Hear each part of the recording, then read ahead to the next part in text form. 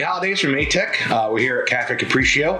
Want to introduce some of the team here today that supports our customers. Want to first introduce Antonio. Antonio, how long have you been here with us now? About a year now. Yeah. And what do you think?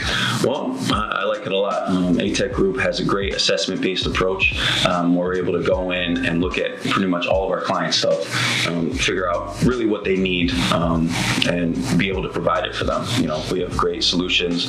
Our engineers are the best with their services, and it just makes things easy being able to work with our clients using Atec Group's resources. Which brings me over to the custom built box that we have. It has everything that you'll need to make an amazing risotto dinner, but included with it, we have a QR code which we would love for you to scan.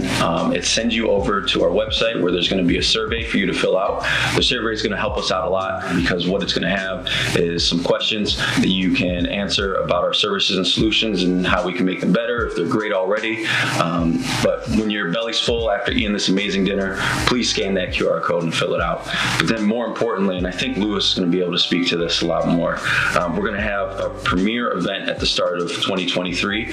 We're going to be calling it the Incident Response Bootcamp, which all of you are already invited to. You'll get the invite soon. But Lou, do you want to tell them a little bit more about that? Yeah, no, we're really excited about it. Again, like Antonio said, our approach is to do assessments, to understand where you are, help you prioritize where you need to go next. One of the things that we do well is help understand, again, where the clarity should be and focus should be put. So building an incident response plan is an area where you can understand how your environment would handle a various amount of cyber attacks or power outages, etc.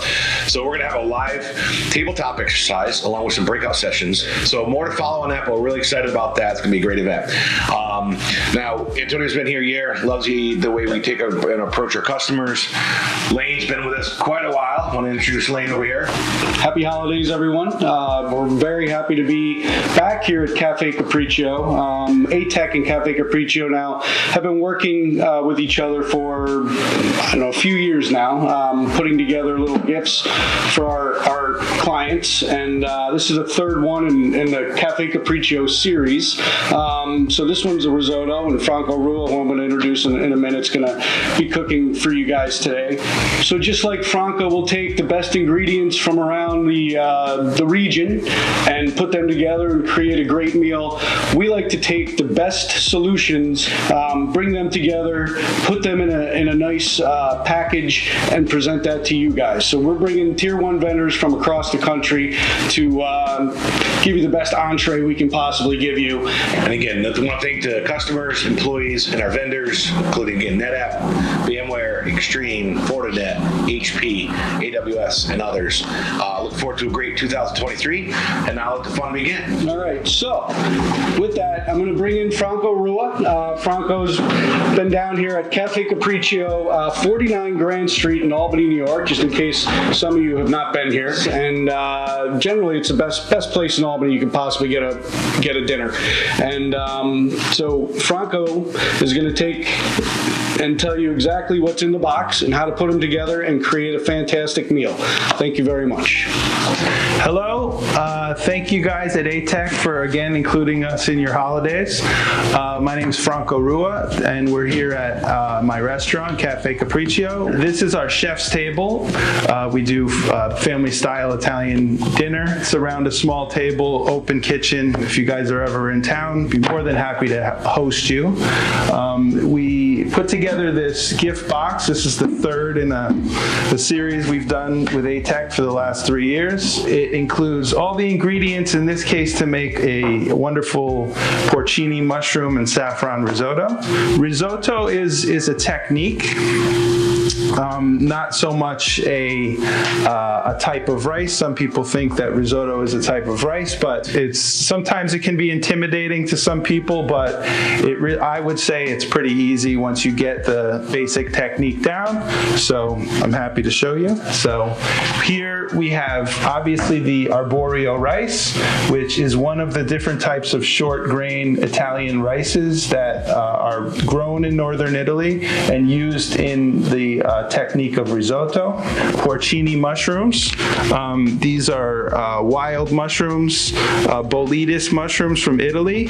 These are picked, sliced, and dried. But when they're dried, and you reconstitute them, you get both the mushrooms and the sort of broth or tea that they create is very rich in flavor and adds a real depth to any dish that you add them to.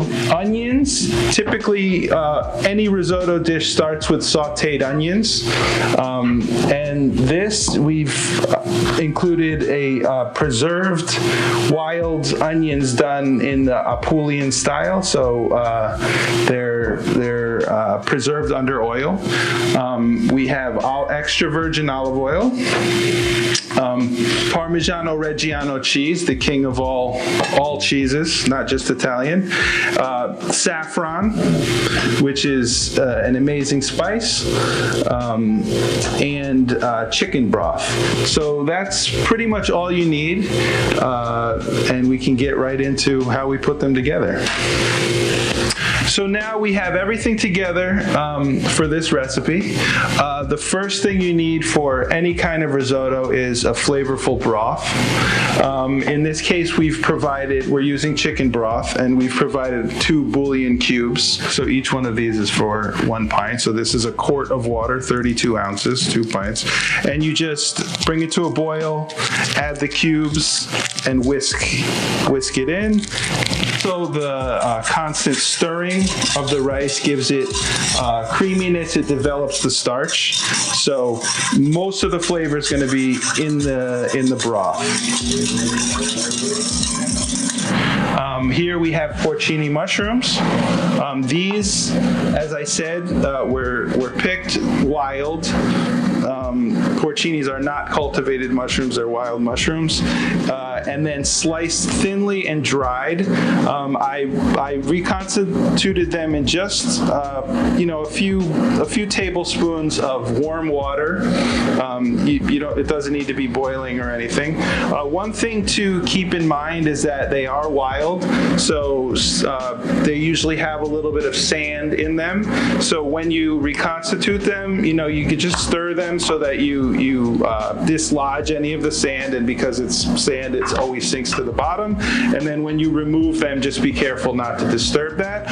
Also, the rich broth that comes from soaking it is where much of the flavor comes from. So we're going to use some of this. If you like a really rich, flavorful mushroom, earthy taste, use all of it. If you only want a little bit of that, do a few spoonfuls. I will remove these from the liquid, and then they're already sliced, so you don't have to cut them up at all, or if you'd like them to be smaller, you can do that. They soaked for about 15 minutes is pretty much all you need, and then they're going to cook again in the broth. So here we have the preserved onions. As I said at the beginning, all basic risotto dishes start with sauteed onions, and then you saute the rice along with the onions after they've softened after a few minutes. So we'll do about 2 tablespoons of these onions. So they're small. I would give them just a very rough chop. You could leave them large if you'd like big pieces. Typically for risotto, you cut the onions very finely so that they almost dissolve into the rice and you don't even see them. A good rule to keep in mind would be to chop them sort of the size of the kernels of rice, and then they'll disappear. Or in this case, because this is a seasoned product, this is sort of going to be part of the dish, you could leave them even larger if you'd like.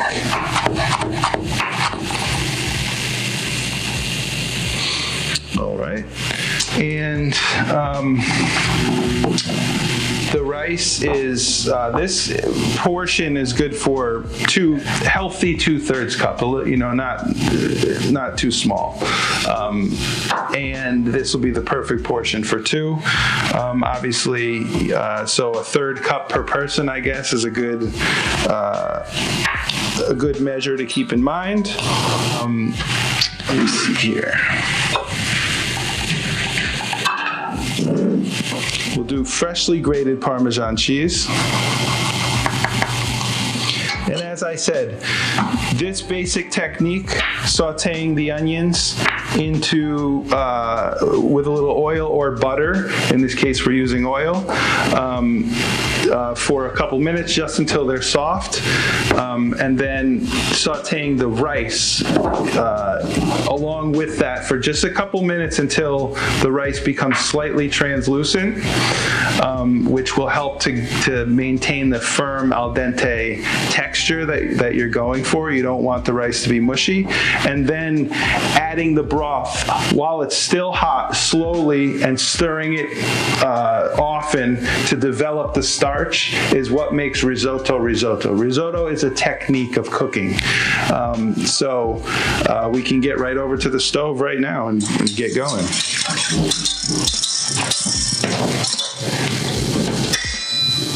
It's important that the broth is hot because we're going to be adding it to the rice while we're cooking, and we don't want to stop the cooking process. So just to simmer, just so as not to stunt the cooking. Here we have a shallow, small to medium-sized pan. It's because of the technique, shallow is better because it helps with the evaporation while we're cooking. So we have it on low to medium heat, and we're going to add a couple swirls of olive oil, a couple tablespoons. We're going to add a couple tablespoons of the chopped onions, and then cook just until softened. After a few minutes, when they're soft, we can add the mushrooms as well, and saute just for less than a minute more. And then at this point, we're going to add the rice directly to the pan with the oil. This is an important step to saute the rice a little bit, which helps to keep the texture. So add the rice directly into the pan and stir it, saute it for a minute or two. As you can see, the rice just starts to get translucent.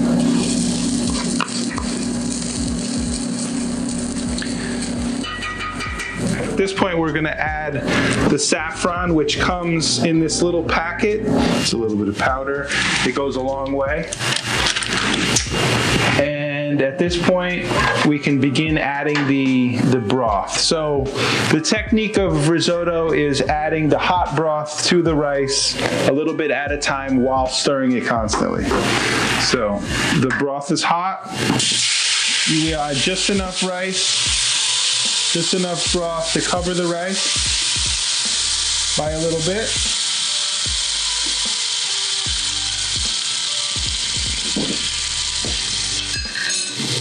And then after adding it, stir it well to incorporate.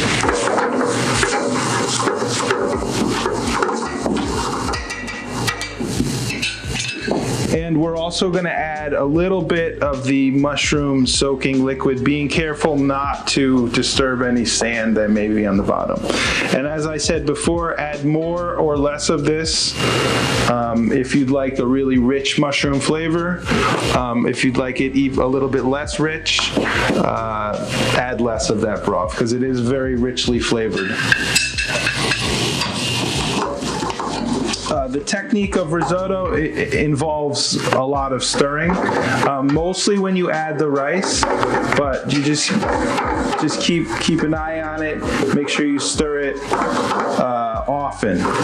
Stirring it helps to develop the starch in the short grain rice, which gives it the creaminess that is characteristic of risotto.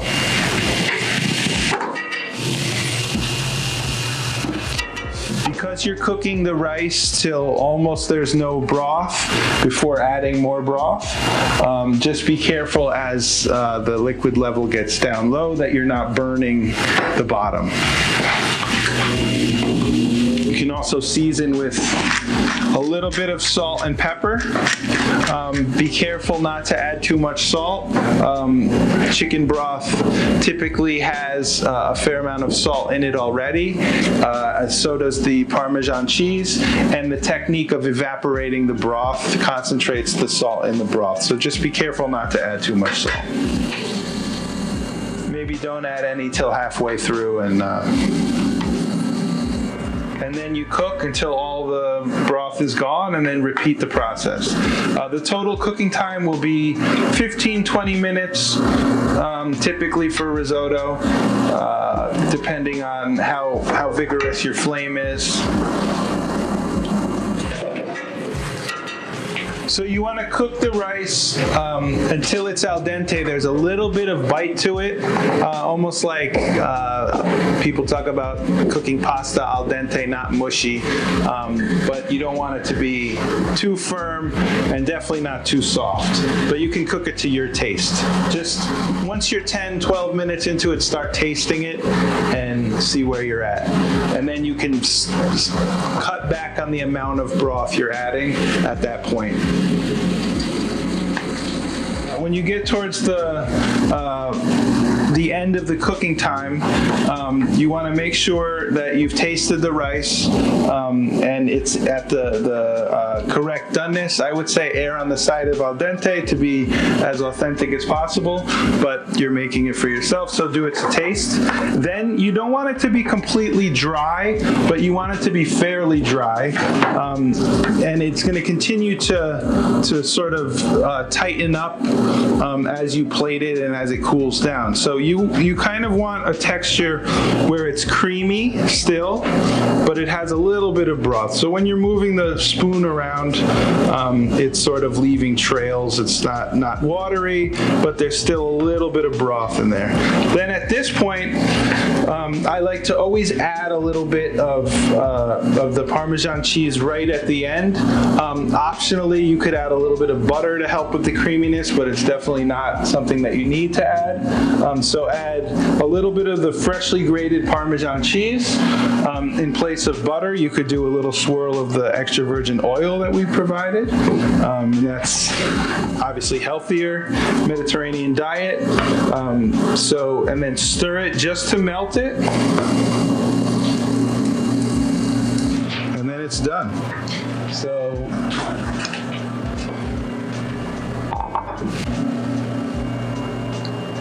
two heated bowls. Risotto is kind of a little more filling than pasta, so if this is part of a larger meal, you could serve a couple more with this.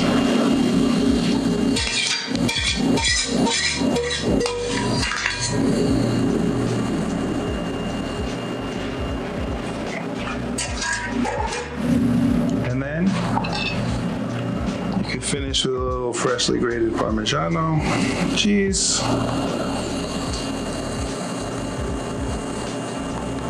And another swirl of extra virgin olive oil is always good. And here we have it. Buon appetito. Now the best part, we get to try it. Franco, it looks amazing. Can't wait to try it. Thanks again. Thanks again to our customers, partners, and employees. Let's try it.